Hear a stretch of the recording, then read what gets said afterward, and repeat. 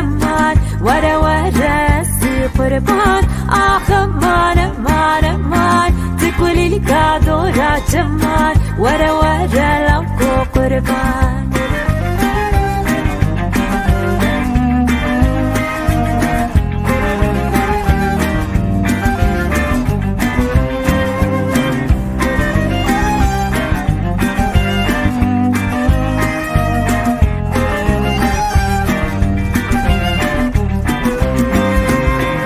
شريني أفشر باتب جيك ديام دادل مكاتب نظام شمان كارمش بيرك ما حتى روشا قيامتي آخ مان مان مان تقولي لي كادورا جمال ورا ورا سي قربان آخ مان مان مان تقولي لي كادورا جمال ورا ورا لو قربان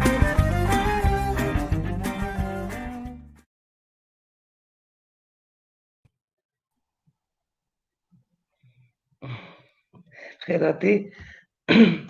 خیلی سپاس خیلی داغی سلاف و دم و بخیر به تماشاوان دلال یین ویدیو ورشن آریا تزه از کم خوشم که دیسال سروپیلین ورشن ما پیشوازی ودکم ایرو از دخوازم ناسیابا بدم سترام بیجا و موزیک جانا که کردیه برکچاف ستیرکه که گشت و نرا کردی دا رفشان چلی کرد سرکفتن و مزن یا گچ و هندرمن دا جوان و جهاتی براستی من دلخواش دکه و دبو که من آمده کاریا برنامه دکر یکم تشتی که از پر کبخاش و مطموعی کرم اف بی حسیاب که رفشان خانم بیانزده زمانستران بیجه اولو باکه 5 آمورین موزیک دخه و خنجی ویستران بیجه دلال دنگی خواه زیل و زیز و زلال برنگه که نو موزیک کلاسیک یا کردی جاردن دوشینه تایبت بندی و دنگی رفشان هیا امرود کاره بیجه که جداتر شیه گاوا مرم سترانین وی گداری دکه ریتم و دنگ و موزیکا ویا دینامیک که سترانین کردی کلاسیک چله بیل موزیکا نوژین شواز جاز، بلوز، ریجی وکالا گش پیشکش دکه باندور خواه سر درونیا مروان چه دکه از کارم بیشم رفشان خباتل خواه نشان دکه کامروف چاوت کاره بسای حضر و تالانت خواه فرست خواه بریا چاند و هنری هم موزیکا نوژین با حفرینه و تمندمی داجی دنگی خواه بگینه جیانه رشان خواجی کلابا و موزیک ده سیورینه باور بکن پر خواج ده سیورینه دو آلبوم وی نو یا ین سولو هنه یک سال 2018 به نوی آخلی واسه چاپ بو آلبوم دویام جی ای سال 2020 به نوی توف هاته رشاندنه آلبوم توف جده کلامان بکته و جوان دو کلامین وی آلبومی دا یه رفشانینه ایرو رفشان خانم نیوانامه مخواست ام درباره جیان و افرانداریا ویدا باخون سپاس بو برداربون آوید برنامه ما در رفشان خانم گلک سپاس کم اجی گلک خوشم سلاورز همو تماشاوانین ریاتازه و از گلک سپاس کم جبوکو ایرو از ازمادم گلک سپاس جورا جبوکو بینر و بداروانی مالپیرا ریاتازه و جنیزیک و ناز بکن دست بکی ده چاو ترادیسیون است خوازم اون جمیر قال جیان خواه بکن رفشان چلیکر کیه؟ باشه سرسرین سرچاوه من از بکرتاسی بس بکم از موزیکشنکم لستنبول دجیم به اصل خوش تطوانه ما تطوان گیری داین باجار بلیسیه لسرحده بابی من ملاک ولات پرور بو و دیام جی عالی دیسال تطوانه مالباتا من يعني ديامن عالية تطوانية باوي من جفارقيني اللي بس ام خشكو برا مالباتي بقشتي لتطواني تشيبون مزنبون جلو ما جي از بم از جسر حد مش تطواني ما ايجا از يعني مالباتك جچاند و هنري حز دكر جلو ما جي يعني جزانستي حس كر خوندني حس كر باوي من مالا بو يعني پرورده يا خود مدرسه عند ديت بو فارسي عربي زان اما همو زاركين خوجي حوضا كو بلا بخويدن خودي مسلك ببن خودي كارك ببن حياة 13 سالي اخو از ولات بو و پشره جبر سدمین کوچبریه جبر سدمین پولیتیک ام مجبور ما بارکر ممالا خو بارکر علیه دریایا سپی المرسینه باجار مرسینه لوی بره من دبستانا ام بجملیسه مقداد و پشره لترکیه زانینگه انقره لسر پسیکولوژی من زانینگه خود ده همان سالاندا جی من دست به پروردهیا موزیکی کر سالا 2017 دا من ماستر اخوه لسر زانینگه ها bahçeşehir ya İstanbul'e لسر şanoye min kir xebatên min لسر çand huner û müzikê hin jî didome لسر sînemayê jî ez dixebitim hin jî didome û ez ê wican dîme û li İstanbulê dijîm bi kurtasî dikarim wisa biçim gelek spas و هیچکا قالا مالبت خاکر چا یعنی مالبت و کنگی چا و قبول کر بریارا و گلو که خواستم ببین ستران بیش و نابر مالبت موسیقی را چا و یدنا و مالبت و دقه ستران بیش هبون یا ناو چند خوش بری و هنه و درقه و یکی دگر و مرا بیشن سرچاوه دما من بریاردا کو از رویتیا خویا موزیکی یعنی وک وکالیستک وک سترامبیجک سرم خو از بدومینم براستی یعنی مالباتا من گله کی خوش بوش برکو بریا کو من آلبوم خو درخسته بو از هزارو کو من پج موزیکی حسکر و نوا مالی دا من سترانا دکو لمالی من تنبور لیددا و من هم کلاوا دکو هم تنبور لیددا و جوات شیند بو خوش بو کیفا مالباتا من تم ji folklora Kurdî ra hat û dayika min gelek strana diko dayika min wextê da gelek radyoya Êrîvanê guhdar kiriye stranê hingê pir tesîr li Bakur kiriye yani gelek kes li benda wê weşanê bûn ku stranên Kurdî Kurmancî ya hêla serhedê guhdar bikin diya min van strana ji ber kiriye و گاهم پیچوک بون نوا مالی دا تو وان سترانا جمرا دگود او عشق و هستا زمان یا فولکلورا کردی کش بیا وای د دل مدا چه بو یاراز یعنی گاوا امبیجن من دیسا از مدست اکی کر پرورده یا موزیک یجیکر مالباتا من هر تم پشتگیریام دا ده بس گاوا د لیسه دا من بخوان دبستانê da berî her tiştî mavata min got divê ewl karekî te hebe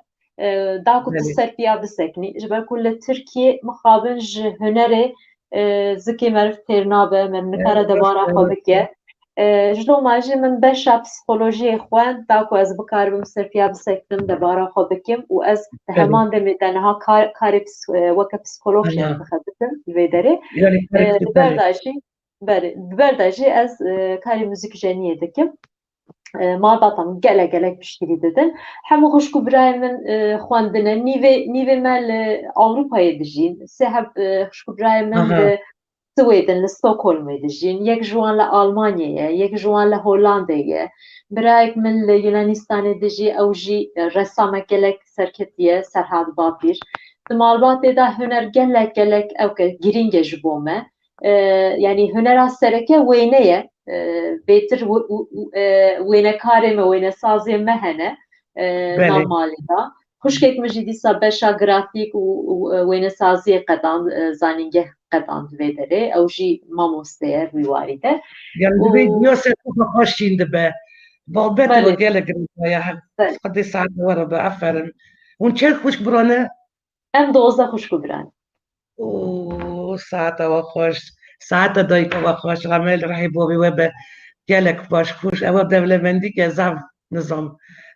زف گلک باشه ساعت و خوش لی چرا کی و گفته بو کی هون کردین کوچر نری رفشان خانم یعنی علی دیامن بله علی دیامن کوچرین عالی رابون روشتاندن یعنی جواکا کردین کوچر چاونه گل یعنی مالبت آوا کیجان هریم کردستانی کوچ کرنه بونه نشتاجی تاتوانی یعنی هلبت جم جبر زحمتی جونی کردین ما همو کوچرن لی بالا مکشان پر مرکز بله براستی جیانا کوچرین سرحده پر خوش دلال و رنگینه تشتی من جواندی Malbata min koçberî ne yani ne koçber bû yani koçerî nekirin de neketin zozana lê hêla diya min heta em bêjin yani birayê diya min dêwbavê diya min koçberî kirine koçerî kirine yaraz koçerê Sîpanê Xelatê bûn û eşîr bûn eşîra alika bûn ev bûn yani çawa bêjim bi çandekî koçeriyê ev bûn têr û tijî bûn yani hema belkî ji heft bava koçerî kirine û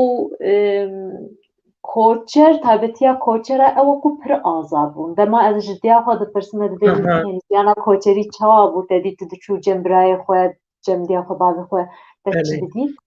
got keça min em pir azad bûn yani me çi dixwest me dikir em li deşt û zozana bûn gava em hatin bajar em li rastî qedexeya hatin rastî yani kincû berê me mesela müdehelel me dikirin digotin van kinca xwe nekin yani digotin porê xwe bigirin em jinê Kurd me porê xwe gulî dikir û porê me derva bû me porê xwe dikir herî zêde me kofiyek dida serê xwe wekî min porê me derva bû lê digo gava em hatin bajar me çarşefên reş em mecbûr me xwe dikir yani koçer azad belê yani tesîra ola İslamê gelek li bajar hebû lê koçer vî warî de gelek azad bûn yani haya xwe ji mala û nizanim şêxa filan vê tune bû yani jiyanek xweş û zozana da û azad yani gelek pirtûk jî li ser eşîra alika hatiye nivîsî ez jî ji dê bavê xwe dibîsim van tişta bavê min dêmaniye yani bavê min bajarî ye ew ji heft bava mala ne perwerdeya medreseyê girtine û vêtir bi pirtûk û bi ew kare eleqedarin yani ew jî bi xwendinê re eleqedar gelek spas yanek derbozî serkarê wê efrandarî bibin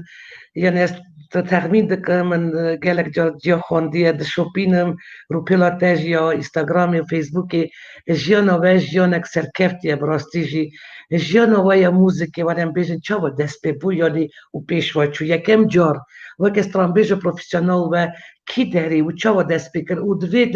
û divê rêda kîjan saziyan kîjan kes ji were bûne alîkar Rewşen Xan belê jiyana min a müzikê ez dikarim bêjim bi perwerdeya müzikê dest pê kir lê tedî divê jî profesyonel çawa min dest pê kir profesyonel bin dê wê mane ku ew ke yani tu êdî karê müzikê dikî karê xwe û tu jê pere qezenc dikî yani karê te profesyonel dê wê mane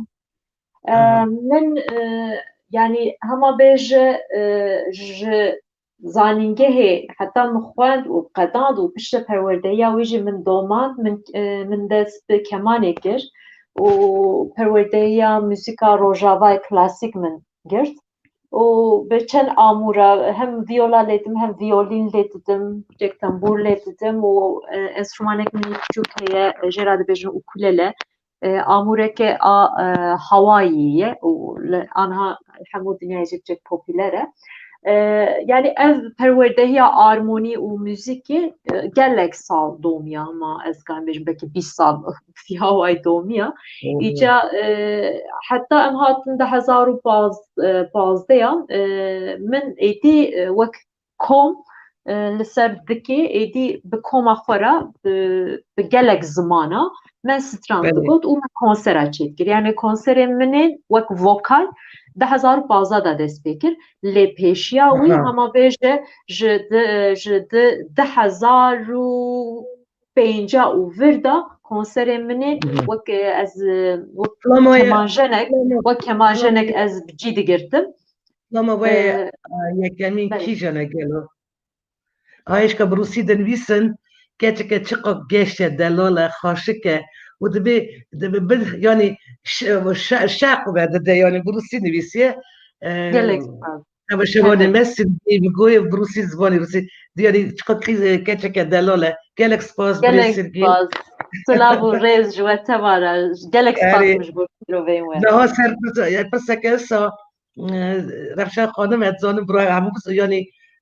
salek berê hûn zevicîn kerema xwe çîroka xwe hevjînê xweş bera bêje wekî temaşawa de bisa bin hevşana me revşana me zeviciye we çawa hev di nas kir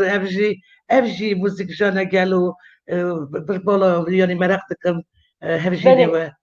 Ev jinê min jî müzîkşene. Spas derînerê me re cardin jî kekî varû çiqa delala revşa çiqa xweş ke.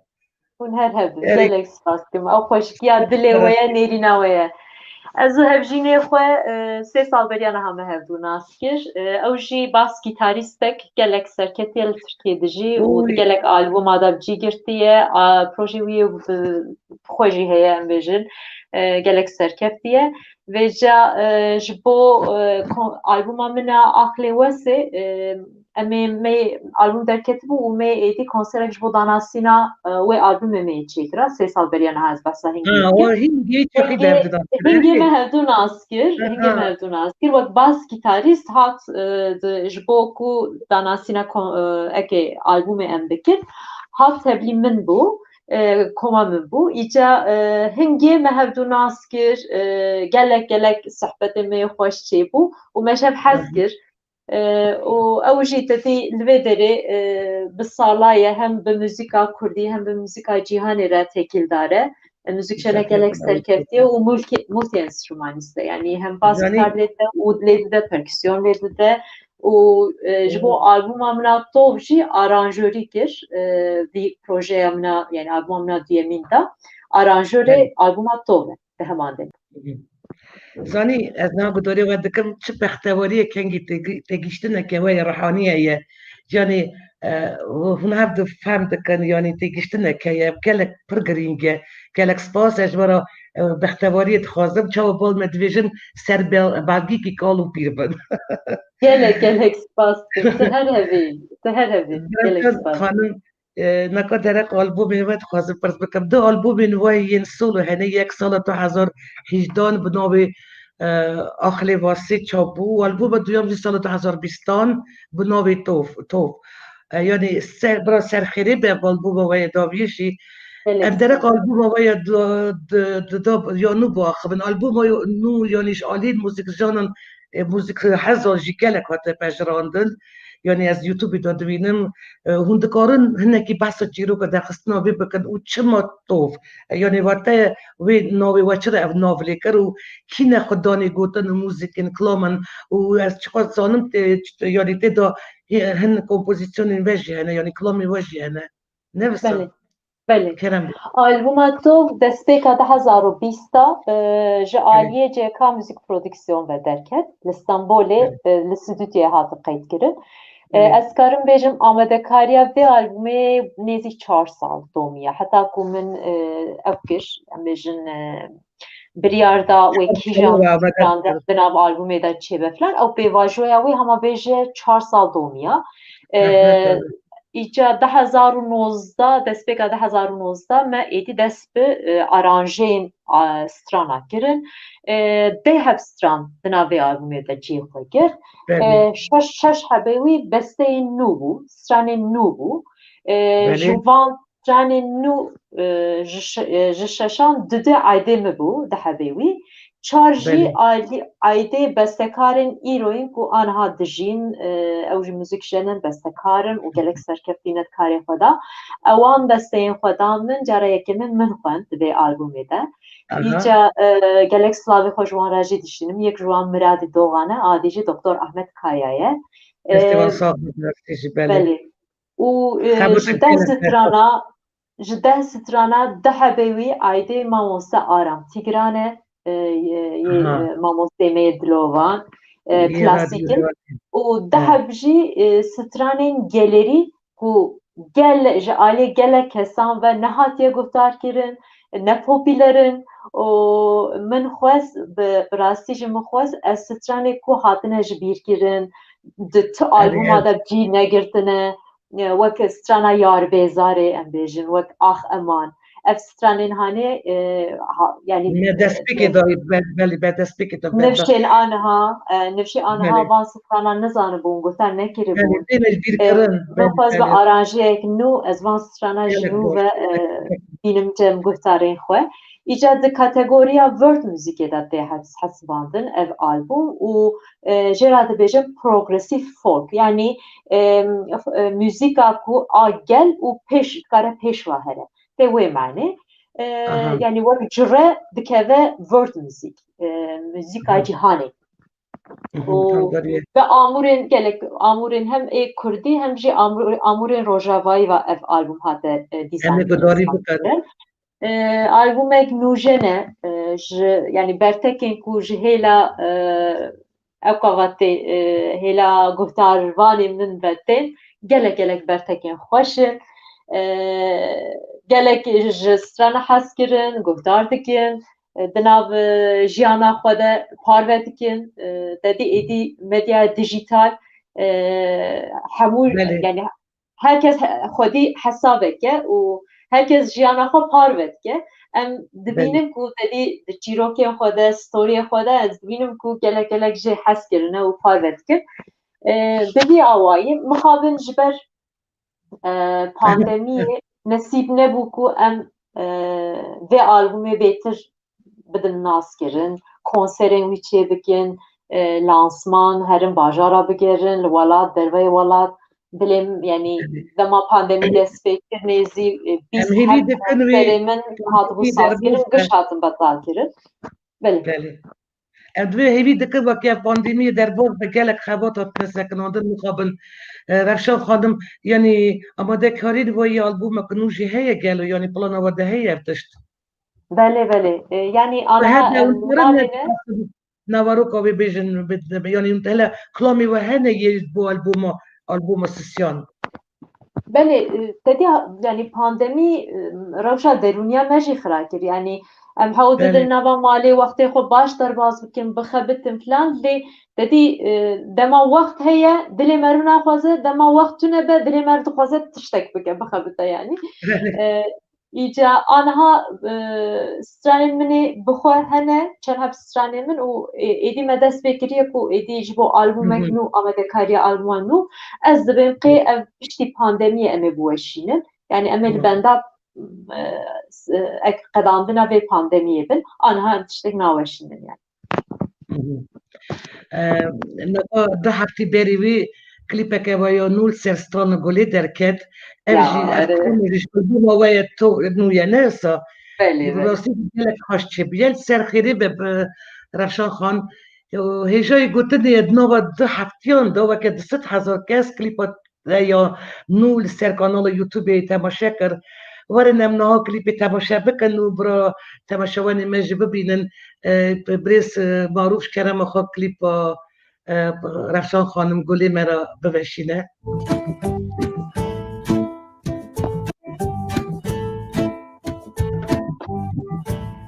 ne tîr û ne xencer bû ne mar û ne eşter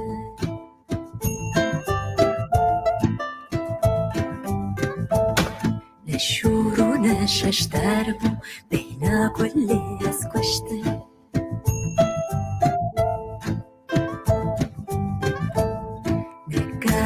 ne rûbare dilê var û zare erd evraz û ware gulê rûyê gulê ez kuştir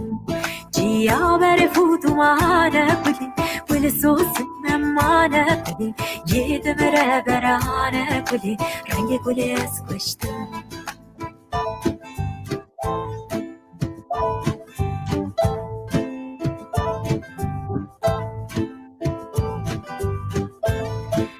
kulî bêdil û bêcan kulî hekîm û sultan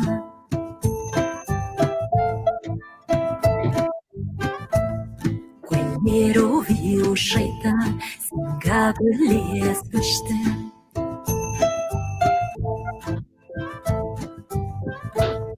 dilê bêdeng û zer bû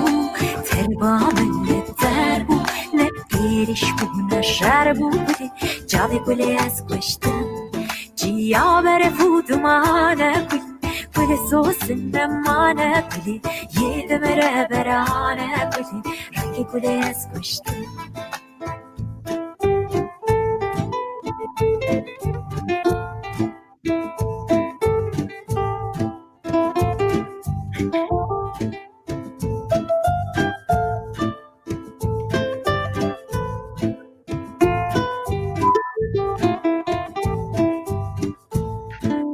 واللي بيتزنقوا بيناس واللي باكر وعواس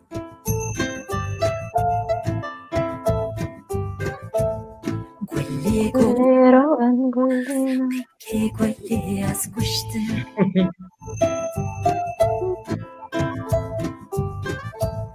لكالي لروبارة دلي فارو سارة أرت أفراز وبارة روي واللي اسكشت جيا برفود وانا كل سوس نمانا كلي يدمر برانا كلي رني كل اسكشت جيا برفود وانا كل سوس نمانا كلي يدمر برانا كلي رني كل اسكشت بينا كل اسكشت روي كل اسكشت جابي كل اسكشت دنگی گلی از کشته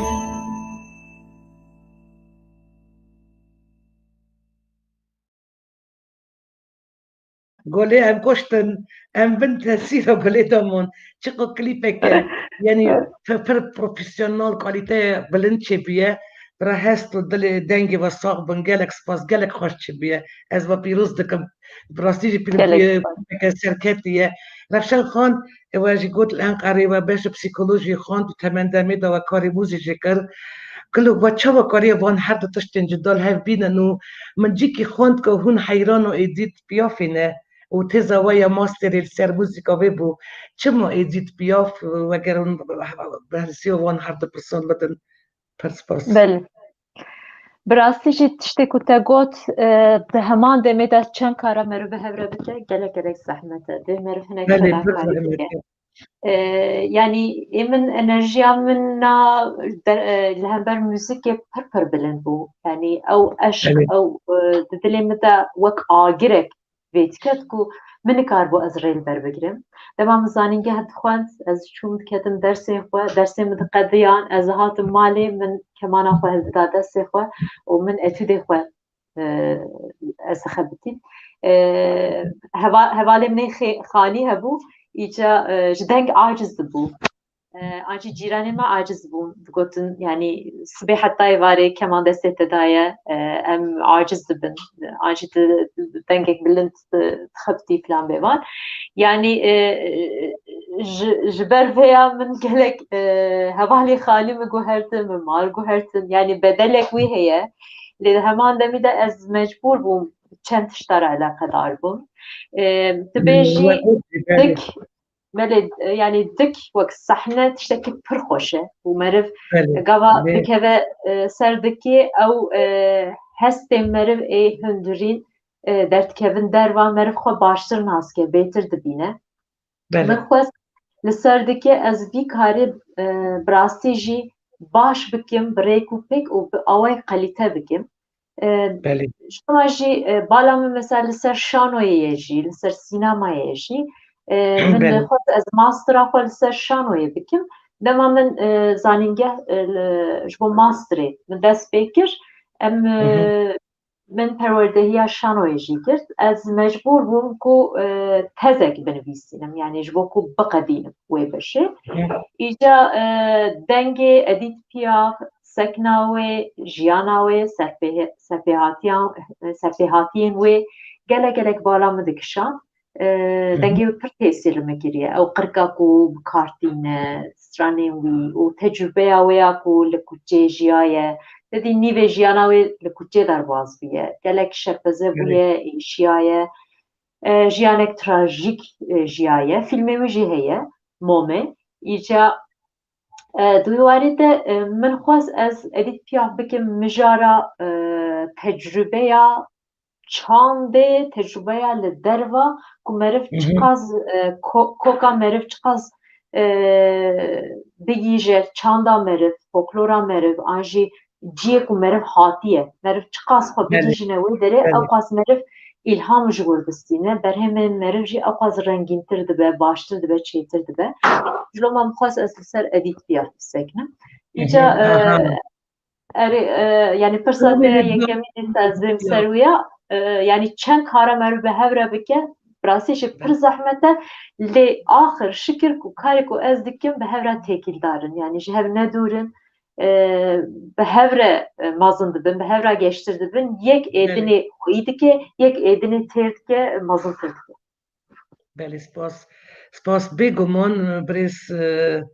Revşan xanım yani her zamanek taybetmendiya xwe heye, her ziman vê nayê xwe heye yani ya cîhanê yani vê nayê xwe cîhanê vedibêje. Lê dîsa jî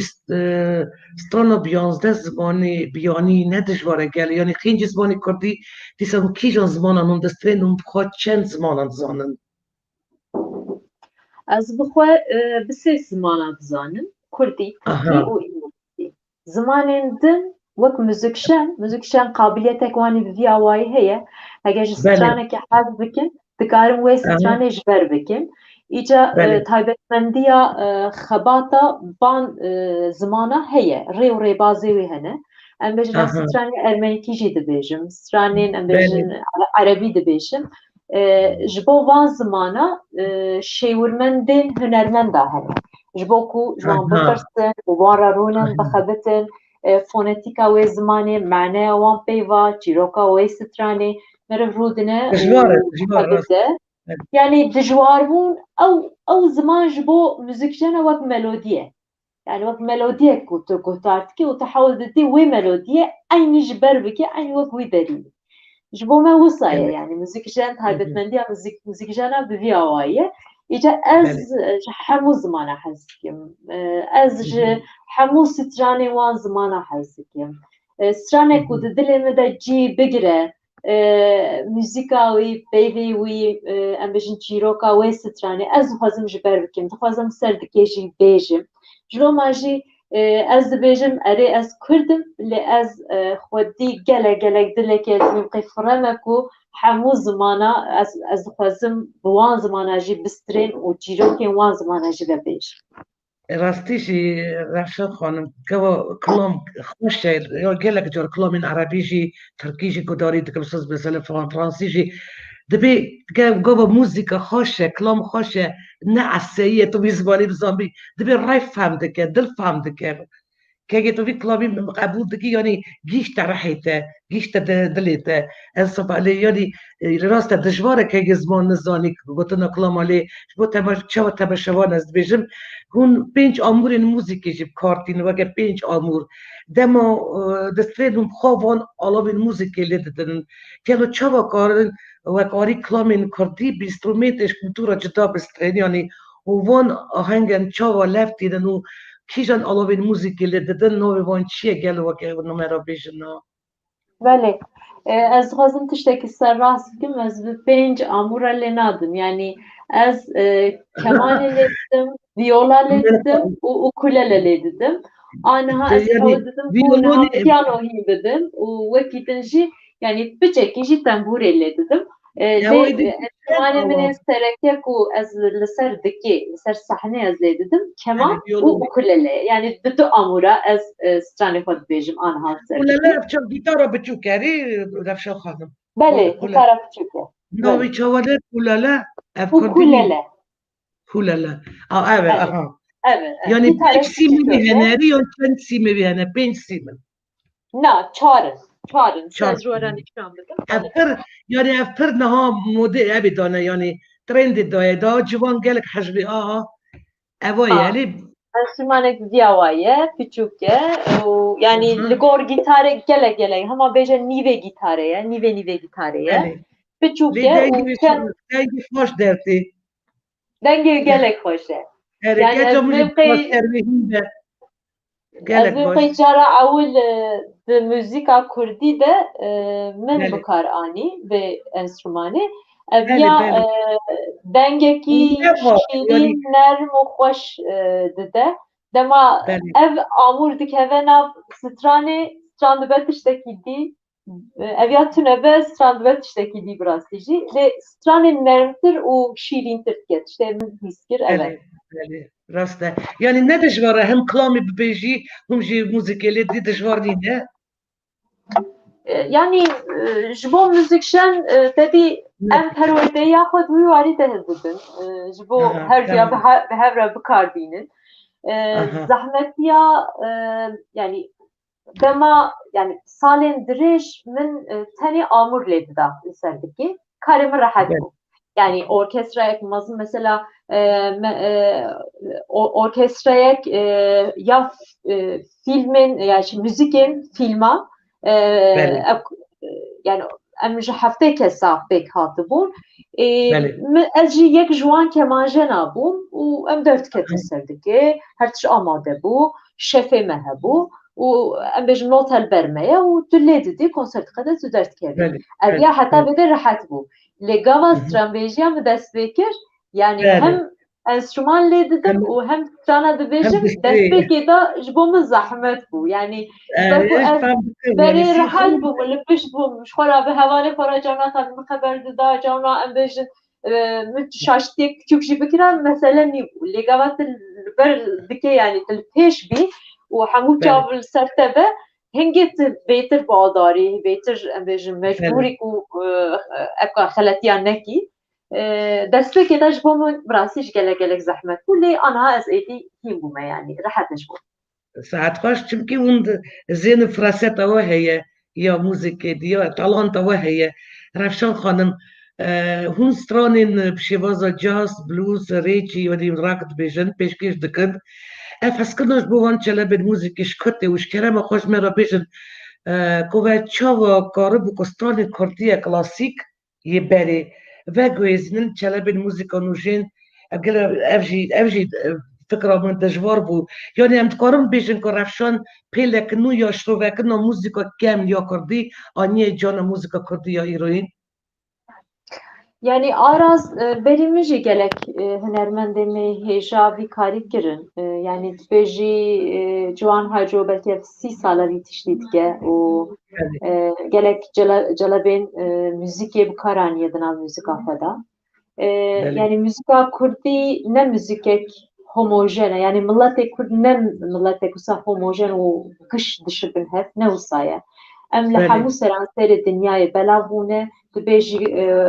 yani aha Kurda jî bûye 4 perçe û ji her perçe bi milletek din re têkildar e û bi çanda milletek din re damûstandin dike. Ji roman jî erdîdariya me ev ya tiştekî normal e ku yani müzika Kurdî êdî yani bi müzikên din bi celebên din re damûstandin bike û ji nû ve xwe biafirîne. Gelek hunermendê me vî tiştî kirine gelek albûmên nû derdikevin bi celebên formên caz, formên blues yani Tirkiye em bêjin ev 2 salên dawî de gelek albûm derketin biya wayî. Lê beriya wî jî kesên wek Ciwan Haco wek Nîzamettin Arınç van tişta ceribandiye wek Kerem Geldenzerê Koma Wetan yani raqa yekemîn albûma Kurdî de yani zimanê Kurdî de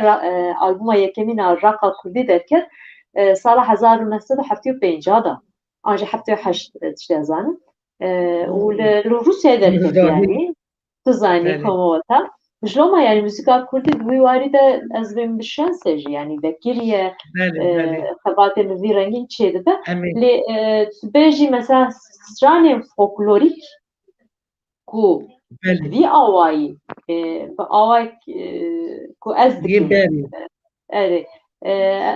Tiştê ku ez dikim yani müzik fikra min çawa bû zanî Bella xanim. Min got yani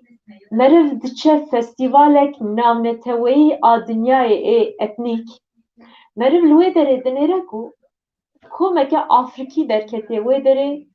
û bi zimanê xwe strana dibêje û gelek kes li ber wê stranê kes nabêje ev bi çi zimanî bi çi awayî dipeyve filan bêva. Herkes xwe li ber wê rîtmê direqisîne yani xwe dihejîne, dilîze yani reaksiyonek nîşanî wê müzikê dike. Ez fikirîm min got yani çima zmanê Kurdî jê di qada cîhanê de nikaribe vî tiştî bike. Çima em nikarin tevlit van festîvalên dinyayê bibin. Çima em jî tiştekî biafirînin ku ev albû, ev sistanên hanê jî li hemû dinyayê, hemû cîhanê bila bêguhtar kirin. Yani em jî dikarin vî tiştî bikin. Lê ji bo vêya him pîvan lazim in. Yani pîvanên çawa nabe tu tenê amûrên Kurdî bikarbînî. An jî nabe ku tenê tu yani bi şêwaza 5 sal beriya niha tu bikarbînî. Divê tu biçek bi şêwazên dinyayê jî bixî nav muzîka xwe. Yani têkildar bî. Divê tu bêjî tu mesajek peyamek çawa bişînî dinyayê tu bêjî ez Kurd im, zimanê min Kurdî ye, lê ez dixwazim deriyê xwe vekim ji cîhanê ra. Ji bo amûrên dinê, ji bo hunermendên biyanî, ji bo tarz û cureyên ê dinyayê ê dinê wek blues, wek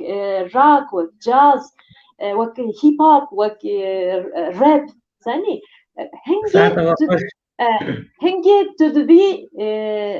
gava te tu deriyê xwe vedikî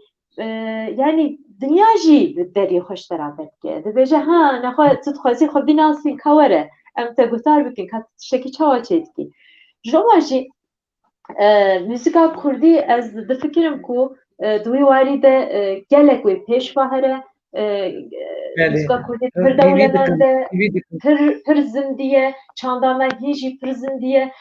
berhevkarê me gelek xurt in, akademisyenên me gelek hene êdî. Mesele ew ku tiştê hatine berhevkirin êdî bibe tiştekî yani bibe çîrokên ku hatine berhevkirin vê bibe tiştekî divê êdî zarokên me wan çîroka bixwînin. Yani di pirtûka de nemîne. Ez saya hunermendên wek we ez bawer dikim ku kilamên me yên berê vinda nabin û tezebê reheke bîn evek teze bidine wan kilaman nav repertuarê we da gelek kilamên berê yên radyo Rêvanê hene mesele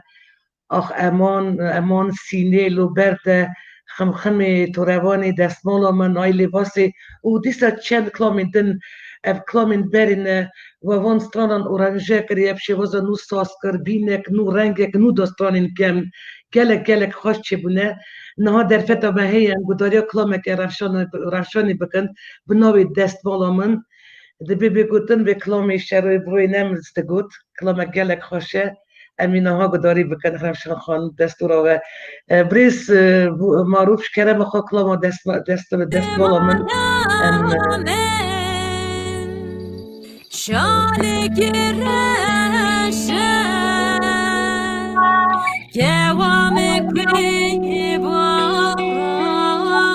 تتمش والبريني مجاور رشا وعزيزة كدست مالي هرنا مالي خوين عشاقي جابر أشا وعزيزة كدست مالي هرنا مالي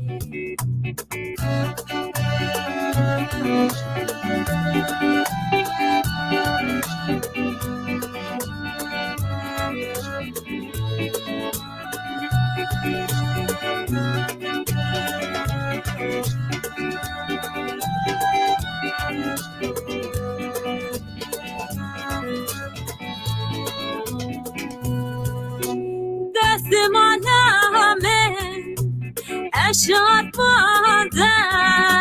لمن پاروانی شمدد ای عزیز ورم ببربینه و شیرینم از ببم بر مالیات خوین عشقی جابر عشق و عزیزم قدست مالی هر نمالی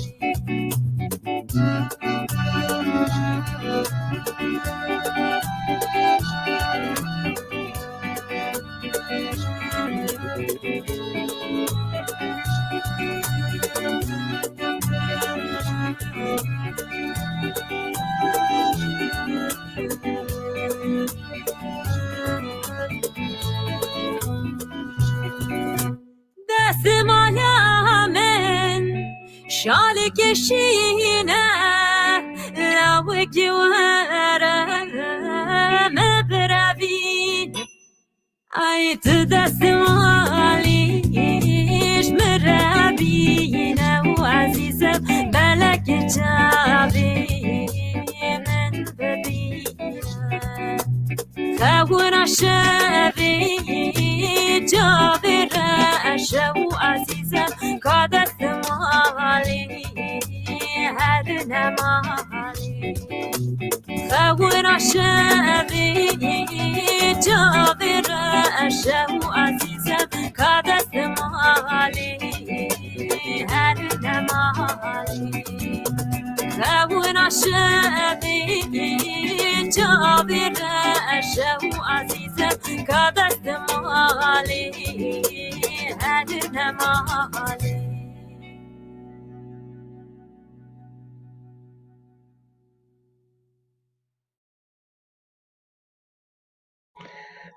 gelek hoş bu desteğe sağban dengi ve gelek nazik و bede ve Raşan Hanım gel ve dexwasti yani ve xwastiye klamek yani cerib wandê klama operayı bêjin gur min klama operayı jî dikarim bêjin dengê ve pir nazik e tenik e o ew hat xweş xwişka delal ev berpirsiyarê me gîştî ya balpera ya teze spaskekî yûra were Slavure serçava. gel dexwasti Yaras opera celebek pir cudaye û perwerdeyê gelek cuda jî ra lazim e. بجربن هاف بداز قربن اتزانو وكي بدار تشبه كلامك اوبرا جيو كي بيجي خوش به Veli. Ez niha yani rastî jî kilamên dengbêjî pir hez dikim û bi min belkî jî yani bingeha operaya me jî dengbêjî ye. Yani li İtalyayê opera hebe, sopranê wan hebe, dengbêjên me heye di hema devê de. Lê ew usul û ew xwendina kilamên dengbêjiyan jî opera bi rastî jî perwerdeyek din jê re lazim e. Emin bêtir ez kilamên giran û ritmîk bêtir hez dikim. Lê ez ê biceribînim yani ev jî wek pêşniyar e. Ez ê bifikirim yani. Spas ji bo pêşniyaran. Varin وكي بتشبه وخاش تشبه رفشان خانم وارن يعني عيونه يعني كو دنگ بيجي نوبا يعني نا وان سالين داوين يعني جالك سترامبيجن ما ينجبون يواجه قد شوازك موزيك بيش واخستن كموزيكا كردي موزيكا روجوي جياني يعني بهورا غريدة ده تاوي يكي سترامبيجن جوان ين كرد شكلامو ستانين كلاسيك ين كرد ده ورگرتن والجور جنب باندورا ويا سر موزيكا كردي دي چاوا بگلو امتكارم بيجي که شالي دنگو آوازي با موزيكا كردي بيش تكاوه يان بيش ناكاوه يعني ترامبيجن ساجي هنا که هفت دن کلابین کردی به شیوازه که روجوایی بیجن. بله yani müzik pêvajoya müzik gava hûn tiştekî bikin pêşvadiçe. Gava hereketek hebe, gava berhemek hebe ciyê xwe de nesekine pêşvadiçe. An jî di nav tevgerekî de ye. Ya baş û kêfa me jê re tê ew e ku müzika Kurdî li ciyê xwe nasekine. Tevgerek heye, lêgerînek heye, xebatek heye. İnsan serê xwe pêrdêşînin, ceribandinên nû çêdikin. Hem duwarê celebên din hem ê dinyayê hem jî müzika Kurdî aniha gelek berhevkarên ku tişna berhev dikin duwarê folklorîk de hewl didin vana bi zemîneke nûjen modern bînin ziman. Yani êdî yani mesela yani müzik yani te behsa dengbêjî kir, dengbêj dema bi civata xwe re dibin dengbêj. Dengbêj bi serê xwe nebûn dengbêj. Yani gel wan parastin, gel ew parastin yani an jî dibin parastina mîran da bûn, dibin parastina began da bûn. Ne hewce bû karekî din dikin, debara xwe bikin, bi karek din yani de anha lê dinêrî yani ev mecbûrin debara xwe kareki bikin tu mesela piştiri tune jbome tu sponsorê me tune mîr û begên me tune dewlet maaşek nade me ji ber karê ku em dikin. Yani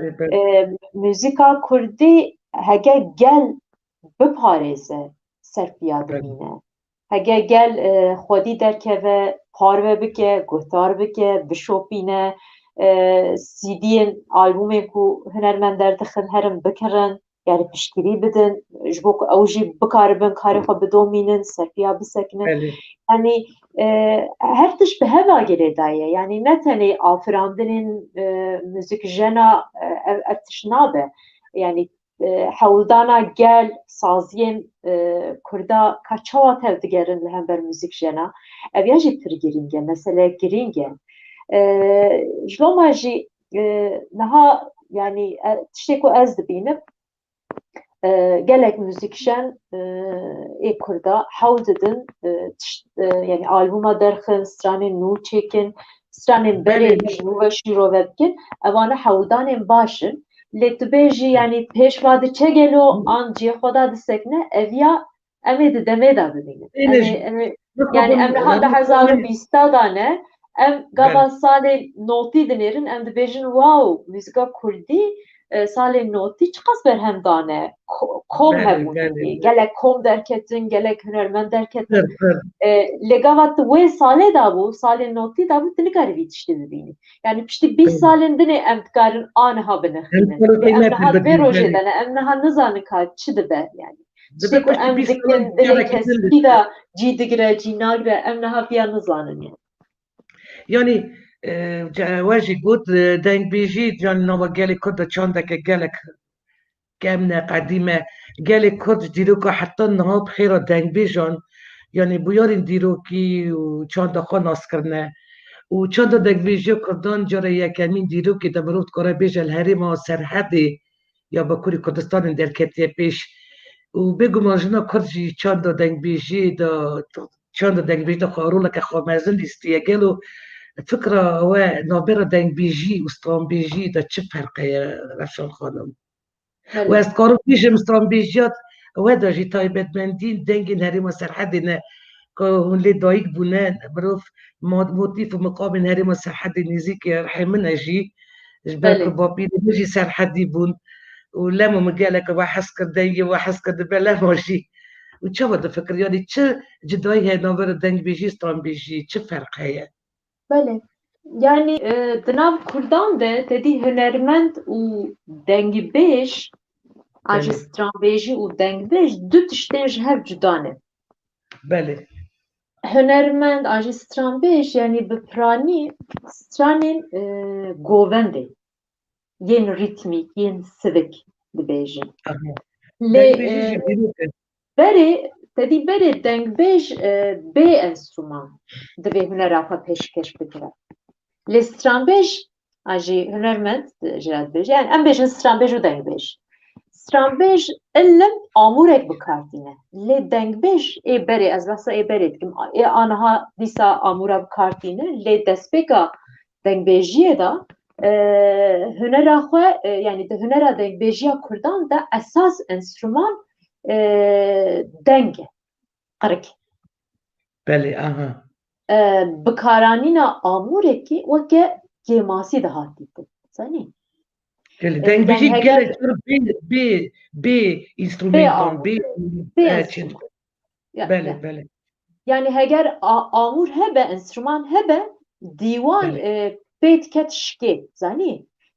Ji ber ku dîwan jî wan strana gelek zanibû, dengbêjî tiştekî pir belav bûbû. Şagirtên wan hebûn, hemû kes ji ber ku teknolojî tune, em bêjin şevbêhêrkene tenê û her kes wan strana dizanibû ji ber kiribû. Lê hinek ji wan dengê wan xweş bû, wan strana digotin, lê heger şaştiyek bigira, mesela dîwan pê diket şikê. Yani digo gelo vêya rastî jî dengbêj an na. Yani te nikaribû sanî tu bixapînî. Zanî? Belê. Îca mesela hêjî cana di televizyonên Kurdan de em bêjin dengbêj derdikevin. Gava stranê xwe dibêjin hinek aranjör ew kirine. Müzikek xistine bin dengbêja. سنی بن دنگی وان بله تجی بهیستیه ایجا جان از جیا خود پرسم ادبیجم دای دنگی وان دنگ بیجا به انسترومان خوشه ام به انسترومان دبی ولا که چامم به انسترومان خوشه یعنی چه دنگ چه آمورد بنداتی یعنی صح ورو تازی دنگ تازی خوشه مش بو یعنی بله وسابو بدی تیپولوژی دنگ بیجی دا تیپولوژی دنگ بیجی و رولا ویا د موزیکا کردی ده د سردما رادیو یان او تدی باجار بوینه و هیدی گوهر یعنی وک خو نما تیپولوژی دنگ بیجی جی وک خو نما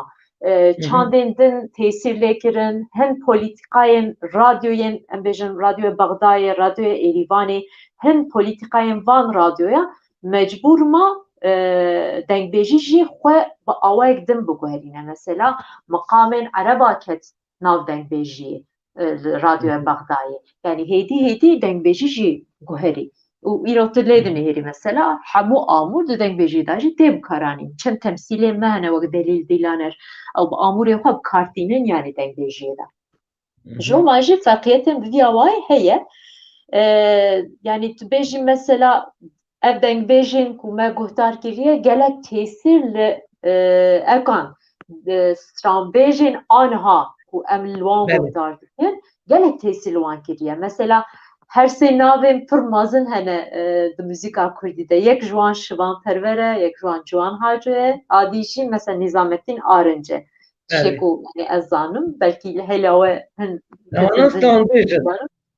Belê mesela ew bi xwe dibêjin Ciwan Haco bêtir têsîra Mirado û Mehmed Şêxo damaye bêtir ew têsîr li Ciwan Haco kiriye tu bêjî ji bo şivanperver mesela İsa Berwarî em bêjin Mehmed Arif Cizrewî Meryem Xan Kawus Axa yani ji wan gelek ji wan fêz girtiye yani gava me hunera wî dinêre lê ew bi xwe dibêje ji xwe yani ez bin têsîra van dengbêjan dama me tu bêjî mesela Nizamettin Arınç jî Şakiro Kerapetê Xaco yani bêtir bin têsîra wan damaye yani ev tê çi manê çi van tişta dibêjim yani dengbêj ilhamek mezin dide stranbêj yani bi hunera xwe bi ekwa xwe bi serê xwe ekolin em bêjin Aram Tigran jî bi serê xwe ekol e yani şêwaza wî bikaranîna peyvê mesela bêtir rojane bikartîne ê nav gundiya da bikartîne yani nehewce tu stranek Aram Tigran gava tu guhdar dikî tu yekser jê fehm dikî nehewce tu bêje ew ê got çi behsa çi dike çîrok çi ye yekser tu dikevî nav çîrokê yani her yek bi xwe ekolek e ji wan jî yani stranbêjî tiştekî diye û dengbêjî tiştekî diye dîsa tiştek heye gelek spas bipirsa we gelek têr tije Rewşan xanim dibêjin yanî pêşên me gotine bihar gulekê nayê helbestvan helbestekî ya binivîse nabe helbestvan lê hene dengbêj bi stranekê xwe bûne navdar bûne hezkirî gelê xwe mesela wek binak em hirdin Fatıma İsa klama wê ya Lomeho pir deng veda û klama aslîka qadir heye eger welatê me Kurdistanê wê gudarî kiriye em keng ev klam bêhîn em zanin ku ev aslîka qadir distir yanî ev stranê wan yan çav bêjin taca wan yanî stanê wan sereke gelo klama we yek gelek hezkirî kîjan e ku gudarvan bêje belê ev klama Rewşanî ye klameke heye wekî hûn Kurdî bes bersîvê bidin em derbasî hene klamê we hezkirî yani ez bêm qey kilamên yani em bêjin kîjan e klama we ye yani hûn xwe kîjanê hez dikin ji klamên xwe yani aras yani ez ji hemû stranê xwe hez dikim lê tu bêjî cara ewil belê rewşan cara ewil bi kîjan stranê hat nasîn ez bêm qey bi lober de yani bêtir hat belê min gudarî xweş çê bûye saeta xwe xweş Rewşan xanim yani em noko derbasî ser yani qasî ez zanin gelek bila min dikişîne projeyên we yên balkêj ne we sala 2014 da belgefîlma dengên Bakur qala dengbêjiya folklorî ya جنê Kurd dike ve amadekariya û pêşkêşvaniya ya vê kir ji kerema xwe nekî qala vê projeya xwe bikin û li Bakurê Kurdistanê herî zêde kîjan herêmê jinên dengbêj hene û dema we fîlm kişand û rastî kîjan zehmetiyan hatin yanî jinên dengbêj daxwazê were razî dibûn yanî şerm dikirin yanî serbest azad digotin ji kerema xwe pir bola min dikişîne vêk û fîlma we ji 12 beşan pêk tê we beşa yekemîn û duyamî jî çêkir dersa eger ez neşaşbim. Ve yani 12 bun raste me yani hemû belge film dedi me dikişan me vana dikir 5 yani 12 derketin lê me gelekî wî jî me neweşand yani tiştên ku me çêkirin em bêjin gelek ji wan jî hê natin weşandin em çûn yani 6 sal beriya niha 7 sal beriya niha em çûn bajarê ez û dehep hevalê xwe hingê min dest bi evkê nekiribû hê stranbêjiyê nekiribû min berhevkarî dikir te biskek beriya behsa evkê kir Asqa Qadir em bêjin Kuska Simo dedî Meryem Xan ev navên hanê berî ku dest bi strana bikin berhevkariyê kirine yani helbetmentiyek wanî bi vîya wayî jî heye berhevkarî jî kirine û di nav gel de strana berhev kirine hewldane çanda xwe fehm bikin bi rastî jî min 6 sal beriya niha ez çûm Serhedê gelek bajar gund û navçeyên Serhedê ez geriyam hingî eka me min ev bû ez li ser dengê jina min bernama xwe çêkir min dengê jina qeyd kir bîranînên wan ê strana stranê ku li tu albûma de nehatiye guhdarkirin di bîra wan da maye em bêjin kalkîv jî negotiye pîkar jî negotiye min pirsa ji wan dikir me bi wan re sohbet kir û piştre ekot min hebû amûrek minî ji bo rîkor ji bo qeydkirina deng hebû û min vana qeyd kir deng weke deng min qeyd kir û dimên jî min diste îca pîvana min ev bû ku minê tenê dengê jina qeyd bikira ji ber ku gelek cara dengê mêre hatiye qeyd kirin weke dengbêj hertim mêr hatiye bîra însanan herkes mixabin lê em dizanin ku dîroka Kurda da dayîk yani jin dayîk hertim bûne sembola wê folklorê ku berdewam bibe yani bi bîra jina em hay ji gelek strana bûne ji wan jî min xwest tenê ez ê dengê jina qeyd bikim yani bîranînê min ê gelek xweş hene ez diçûm gunda mesela jin nedixwestin strana bêjin şerm dikirin digotin eybe şerme guneye mala nahêle min mesela min hewd dide ji wan îqna bikim min hinek ji wan îqna dikirin hinek ji wan qanih nedikir digotin nabe em nabêjin mêrê me ji me re dixeyde filan vêvan yani gelek bîranînên min hene hege yani derfetek çê ve rojekî em dikarin li ser vêya dûr û dirêj em bipeyvin ji ber ku çîroka vêya gelek dirêj e lê temaşevanê me anha yê ku me guhtar dikin temaşe dikin ez dibêm bila teqez yani bila lê temaşe bikin ev 12 belge filmên ku hatine kişandin bi navê dengên Bakur li ser qenala min a Rewşan Çêlîker hatiye parvekirin bila li ser YouTubeê van beşa temaşe bikin gelek tiştên xweş hene li wê derê serpêhatiyên jinan em bêjin çîroka ku dibêje mesela gelek hozan hene stranên wan bixwene lê tu carê nehatine tomarkirin ew stran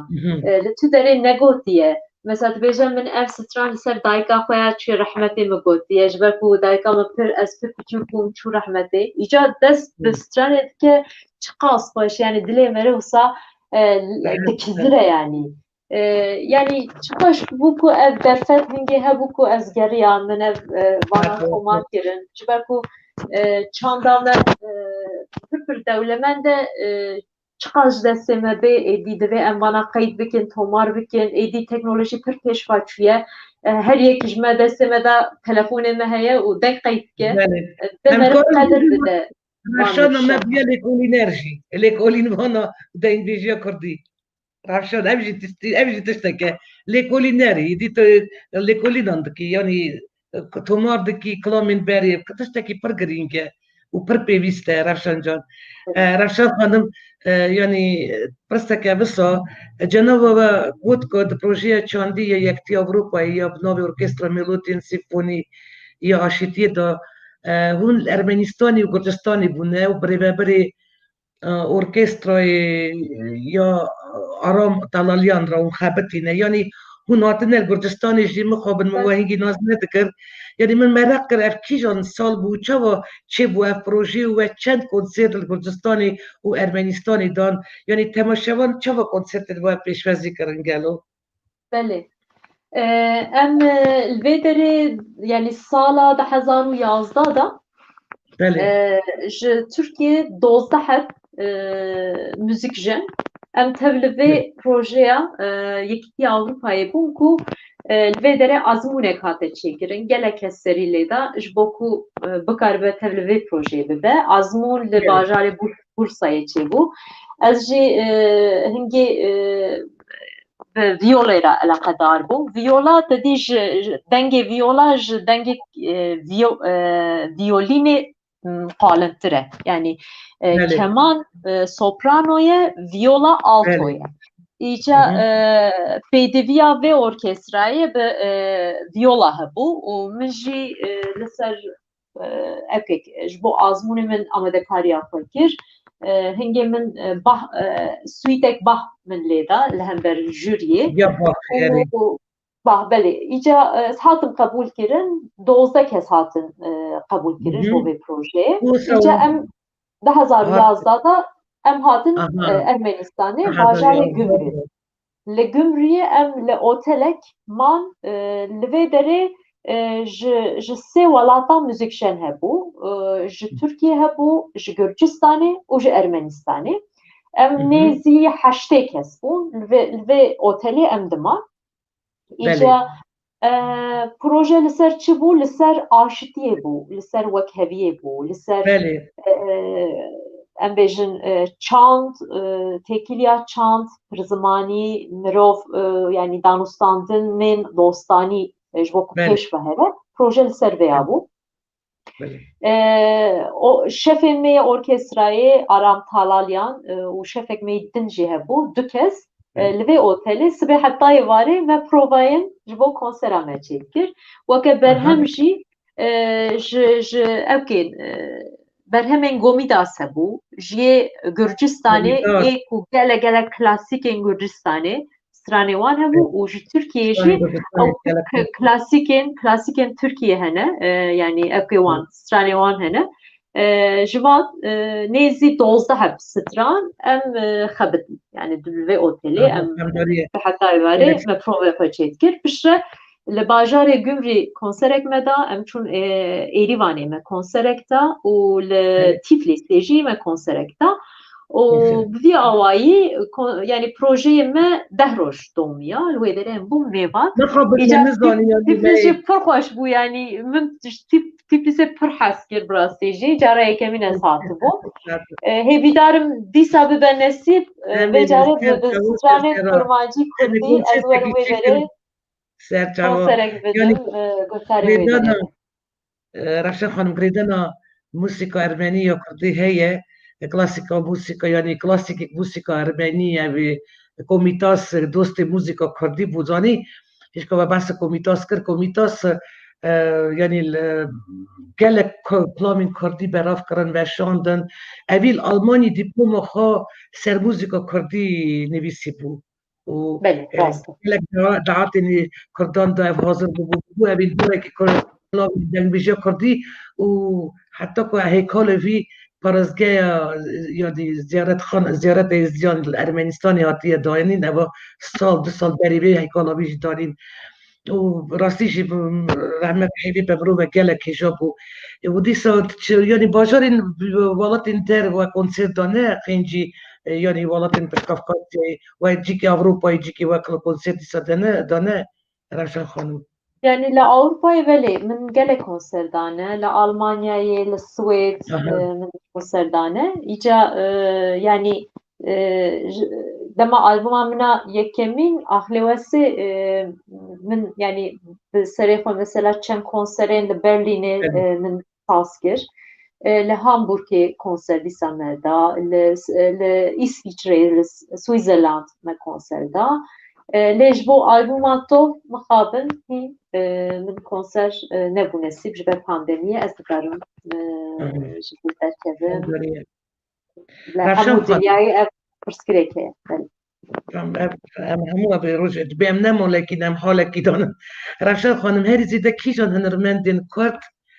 û yê cîhanî yanî li ser ve bandorê dike û hûn kîjan hunermendan hez dikin û bidarî dikin? Gelo. Ya rast yani listeyê min pir dirêj in yani pir ez Yani ji hemû hemû zêdetir yanî kîjanî te hez dikî? Yê Kurdî yan ya biyanî be. Ya biyanî te me Edît Piaf zanim dîsa kîjan. Yani yê Kurdî belê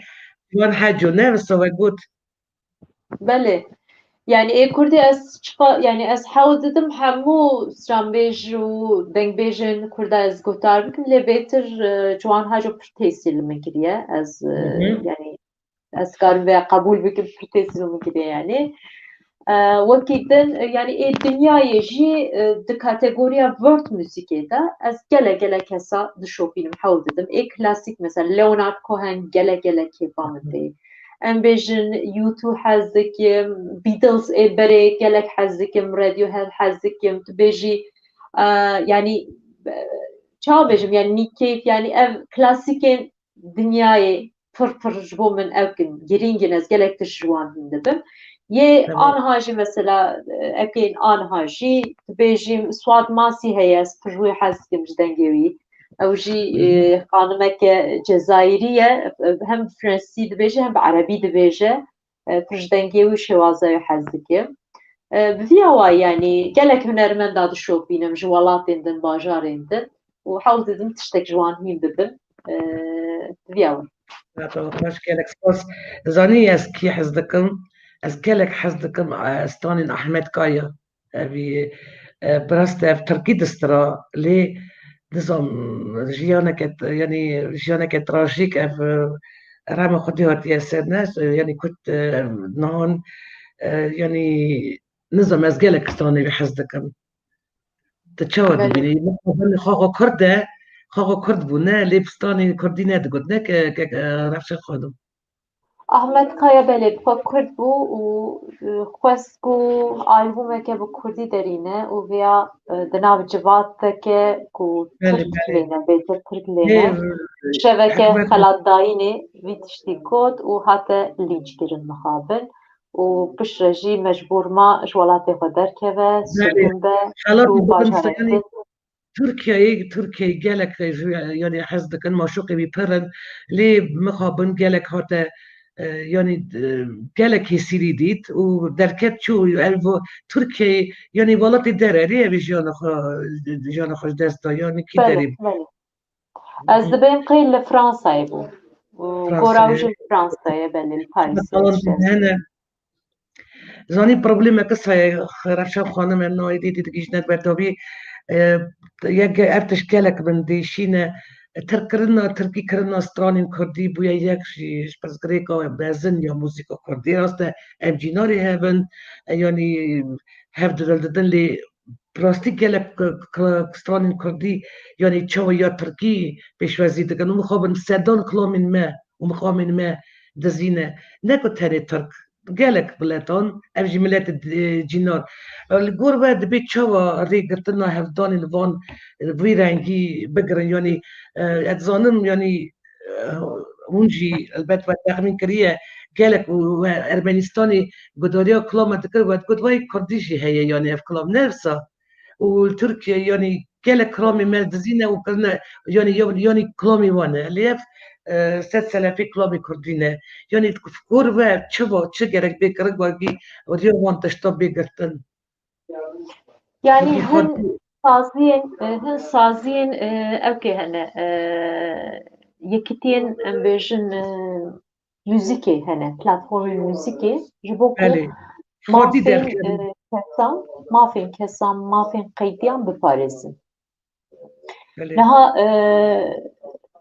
peytandina folklorê ya herî zehmet e. Yani ev stran Kurdiye an em bêjin Tirkiye, Ermenîkiye. Heke yani li gor qeydiya ku sala ku hatiye kirin divê bê peytandin. Niha li Tirkiye jî sazî hene, da ku tiştê Musavidiya wayî bên ev kirin. Platforma dijital êdî mafên we gelek diparêze. Yani nabe ku êdî ti stranê ku di radyoya Êrîvanê de ye tu ev dikî, em bêjin wê stranê dibêjî nawala vê ev stranê min e.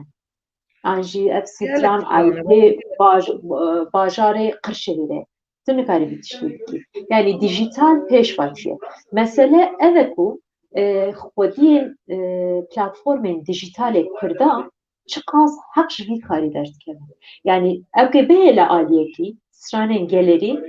yani nakevin dû vî mafî, zanî nakevin dû vî tiştî, dawel kesî ve nakin an jî vêya nakin rojev. Tiştekî bi vî yani xebatekî di vî warî de nakin. Ji bilîvê em bêjin hin stran hene ku peyvê wî diyarek kî nivîsiye. Ew kes hê dijî û stranbêjekê em bêjin Türk an jî yekî dî Kurd peyvê xwe li ser dinivîsîne û dibêje nawala ev stran ê min e. Yani gelek kes. Yani êdî mav êdî tu mecbûrî mafê xwe biparêzî heke stran Eyûpê te be. Divê tu serî dadgehê bixî. Li hemû dünyayê ev tişt wisa ye. û mesela radyoya Êrîvanê, stranê radyoya Êrîvanê niha di platformekî dijital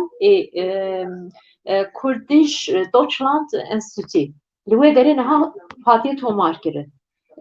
Niha yekî dî gava vê stranê bikarbîne, bi wî awayî bikarbîne mesela, mecbûr e mesela destûr ji wê enstitûyê bixweze. An jî telîf razîne wê enstitûyê.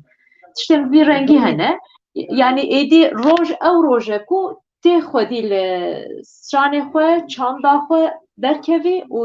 tu mecbûrî hege belgeyek li ber destê te hebe, qeydiyek li ber destê te hebe, tê êdî vêya bipeytînî dadgeh vekî. Heyne yani wala wê bidizin, wê bidomînin û dizî êdî ev bûye yani. Bûye ehlaqê geh, ehlaqê dewleta yani. زانی رفشان خانم یا دلیشه و راستی یعنی هر تشت به دولت بونه یعنی نبونه دولت که سرخواه کردن هر تشت یعنی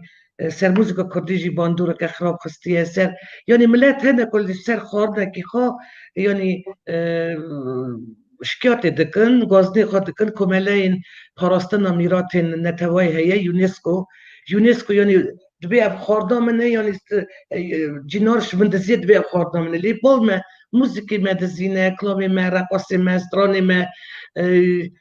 چه قاس هلبستید ما یعنی ددزن اتخازم بیشم خواهی لازمه یعنی فرمی شکر ده هرم کردستانی دی وقت راست نه دولت که سر نیب سرقایه لید بگیرکم خواهی کلامی خود در کبن موزیک خود در کبن و من گوت نبونست دولت که سر خواه یعنی پر پروبلمه که مزنه اویک بویه و دیسا یعنی دبی بگوتن وکی رادیون بغدا یریوان و تهران جیده من خدا رولك گرینگ پیش کردن موزیک کردی در استمرو دو ببیه که بیشه سایوان گله کلامات نه خواهی کرن و پشتی وجی گوت یعنی پشتی پروبلیمین یعنی پرزدری کنگ پشتی دربای 12 ایلونی یا ترکی گله کنرمندین کرد جوالی درکتن چون اوروپای رفشان خانم موجید زانن مثلا و داوی وانجی داشوان پروار نظامیتین آرچ جوان حجو و پشتی سال 1908 یعنی اونا چون در وی والد و توجه بود یعنی درین موزیکا کردی وکرن و جبو یعنی موزیکا کردی بو سایوان بو پر پوپولار بو یعنی لگوری و نبونا دولت کردی ليش كبرجي أسود فكرم لي ونجاوب تفكرم إن تنابونا دولة كردي قالوا تشبوا ندور الرافش بيش قصنا موزیکا کردی دکه و جبو کو کرد کردستانی دبی موزیک کلام ستران رولک چاوا الیسترنال گوربه يعني هلبت سدمك برمسنا كو يعني أو بدولة بوينا كردا تيسير لحمو بشي هنري تيسير ليتك يعني تبيجي ام بيجن ولاتن كو دولتن gelo çandavan naydizi yani çandavan jiddizi yani mesele ewe esas sazibun تبي واردة بربر جيرن جنها يعني أم تقارن حمو برسكريكين خوا برتكين خوا أم تقارن بدولة بوين را جريبدن أم تقارن بيتشتكين أبي أبالك يا هري رحته لي أنها تشتكو دجي خدا تشتكو أم بقارن بكين قالو هنا أفر صهاني جبو من بهيفيتره يعني بيتر دلهم بتكه بيتر الجي خدا از بيجم اجي تكارن بلكي تشتكي بك ماجي كسين خوب في كاريرا على قدر بلكي ريك ديتي ده هذا يعني بلكي ام ندولت بن انجي ام حاول ددن بگینن هف نیزی هف ببین حاول ددن يعني تکوشنک می دواره ناسنامه مدا زمان مدا تکوشنک پر مزن هي ددومن لسازين انا هاكو هم درفت دستی وان ده هي و دکارن مافی هنرمندان بپاريزن گلو چما ام جوان ناپرسن هون چما وان مافان ناپاريز يعني دوی ام في برسيجي جهب بكن دوی ام دناب خدا جي رقمه خوشي جهب بكن يعني راسته جالك سباس وبرسك بس قالوا وتقارن يعني فكرة خال بس تخصص رابشة چاند و هنر کردی تایبتی موزیکا کردی بین زبان موزیکا کردی یا نها چه رابش آستی داید بکر گور و چه واره کرن و تایبتی پرسگری که پیشکتنا موزیکا مدرن یا کردی اون چه واد بینن و چه داد بینن د موزیکا مدرن کردی دا دیسا یا جیوه گوت هوزانی وای حسکری کی جانه یا مدرن دا و چه گرک بکرن و کی موزیکا مدرن پیش بکره Yani peşketin bela hanım tu mesela peşketini bir çi avay vedi beji ez veya başlıklanım yani mesela çi ve peşketinek çi be duvarı müzikede yani divana peşketini çi jibo ve anji dve fırse da divan çi ku yani çi beji eme fambikin ku avay peşketinek gibi mesela hege pırsawa müzika kurdi gelot qada cihanede جي دقرا آن ناقرا لولاتين دي قلتار كرن وكا الزمان كبا قهي سانا آنجي نفشين نو آن هزاروكين آن هاگرو چخاص بموزيكا كرديرا تكيل دارن هكا يعني بيوانا كشفچونا قهون دپرسن هكا أبا ام دكارن لسر ويا بيجن كو بيوا يعني اكا يعني چكا پیشکتني بكارو خبات چه دبه yani وقت müzik جن ام دکارن هگه yani herkes جی بیان ناکش خورا آرمانج yani gelek hünermend heye ku dibêje şuxa guhtar van guhtarê min hene û şuxa me guhtar dikin tu derdê min û dinyayê tune dibê şuxa kurd me guhtar dikin bes e erê guhtar dikin bes e yani îddia we çi be tevgerên we jî bi vî awayî derdikeve holê yani hege tu bêjî Armanca mı ku müzika Kurdî peş vahere yani gelek piştîrî işlere lazım e sazî işlere lazım e divê hikûmeta ku tilê dijî an jî saziyên ku li derdora te ne dikarin piştîrî bidin te divê ji bo çand û hunerê fonek veqetînin ji bo projeyên te çi ne duwarê çîrokên zaroka da duwarê ji berkirina em bêjin hînkirina nifşên nû ji bo albûmên qelîtetir baştir derkevin divê tu ji bo albûma xwe kesên bi qabiliyettir û di amûra xwe da gelek em bêjin serketî tu banî wan bikî ji bo albûma xwe banî wan bikî bila werin lêdin yani ji bo divê tu bi aranjora gelek baş re bixebitî yani ji bo vîzyonek baştir êvana giş bütçe ne yani giş pere lazım e, semyan jêre lazım e û hişmendiyek awayek din jêre lazım e yani divê tu vêya bixwazî divê tu lêgerînek di vî warî de hebî û wekî din qada cîhanê de Dilê dinêrî mesela hinek hunermendê me di cîhanê de jî tên guhdar kirin. Yani wek Gani Mirzo heye li Barcelonayê İbrahim Kebo yani vana di evkê da festîvalên dinyayê de cî digirin hem biyanî wan guhdar dikin hem Kurd wan guhdar dikin. Yani eviya çawa dibe divê tu projeyê xwe bi dinyayê tî nas kirin. Gelek albûm hene ku li dinyayê tevle evkê dibin. Tevle fuarên müzikê hene yani salê carek an jî 6 meha carek li welatek tê darxistin divê tu albûma xwe hildî û tev li van fuara bibî da ku prodüktör te naz bikin, şîrket te naz bikin, xwediyê van organizasyonê festîvalan te naz bikin, divê tu xwe bidî nazkirin, portfolyoya xwe amade bikî, qertên xwe çê bikî, tu em bêjin ji bo danasîna xwe xebatek û tiyarê bikî yani. û kes jî ji te napirse gelo eviya bi çi zimaniyê gelo dewleta te heye an tune. Yani mesele li vê derê mesele wekû te karekî çawa xistiye wê derê. Karê te çi ye? Yani însan gava müzîka te guhdar dikin nabêjin yani li Barcelonayê nabêjin wala eviya Kurdî ye û mixabin Kurdî qedexeye filan. Na li Barcelonayê Kurdî ne qedexeye? Yani her zimanê tu dikarî müzîka xwe bikî. Di wî warî de divê êdî em jî bi çavê serdestan xwe nenêrin. Yani serdestê me dibêjin hûn piçî bikin, hûn tune ne, hûn kêm in, zimanê we kêrî tiştekî nay. Lê hege em bi vî çavê xwe binêrin, hingê em nikarin li cîhanê jî xwe bidin naskirin ji ber ku em wê qîmetê ji xwe nadin karê xwe, nadin müzîka xwe.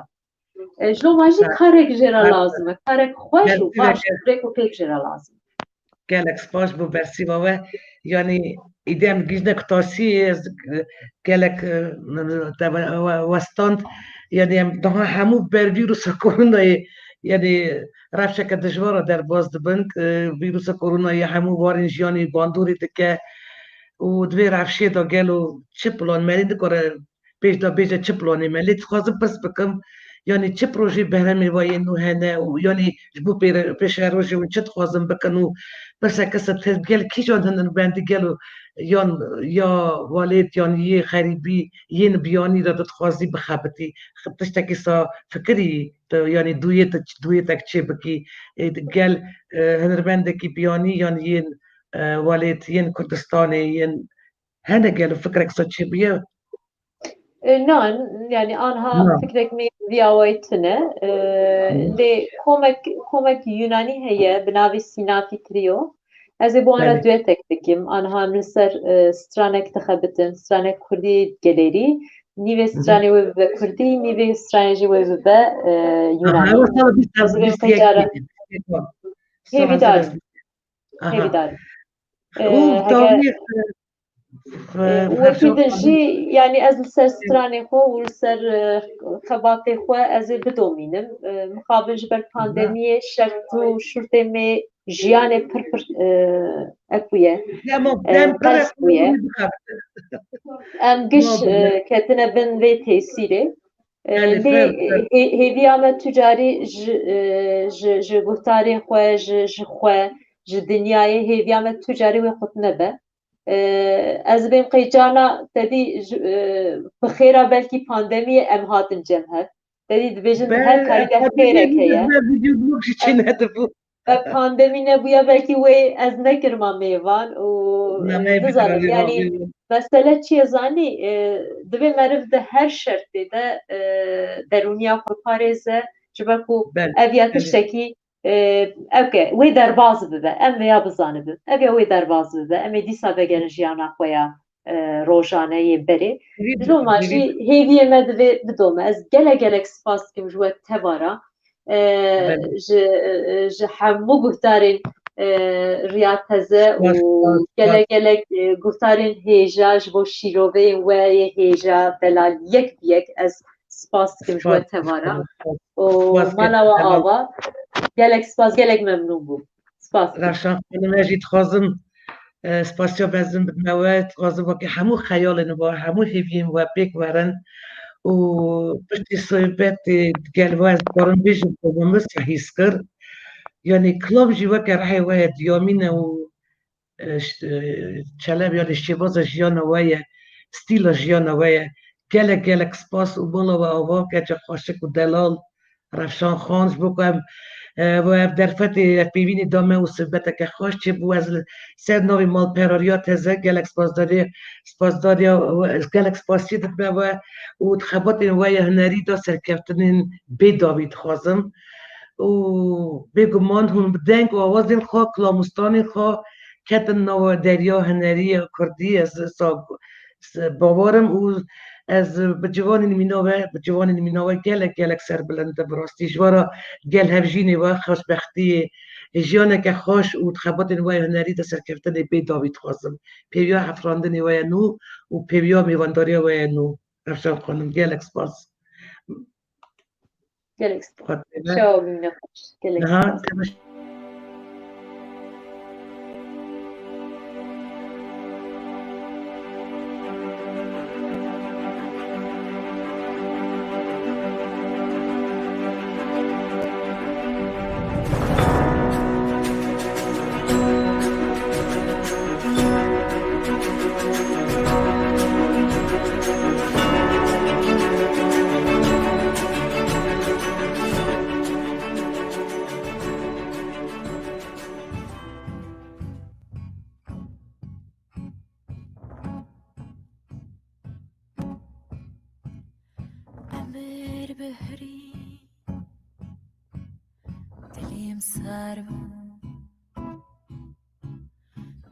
بختیاری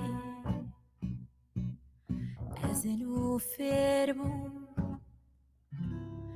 عمر بهری دلیم سرمو به بختیاری قیادی نبو اشتره وقت لازم جلاد لي مدركبي اشترى وقت لازم جلاد لي مدركبي اخته هيلي هيلي هيلي هيلي وهيلي جلاد لي مدركبي اخته هيلي هيلي هيلي هيلي وهيلي جلاد لي مدركبي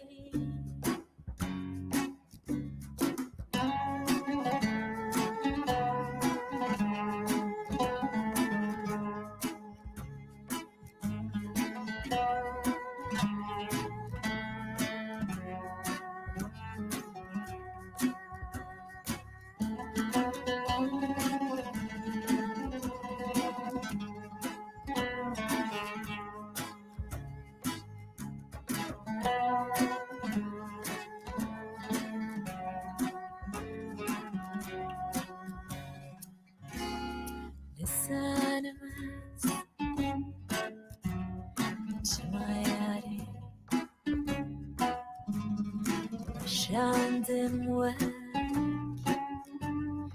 پلیداری نزانم از آخ چمایاری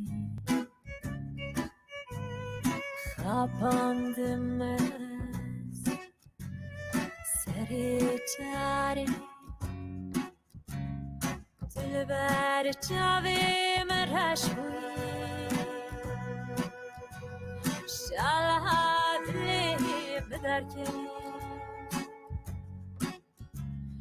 دل بر جاوی مرش بوی شالهات لي بدركني آخته هيلي هيلي هيلي هيلي وهيلي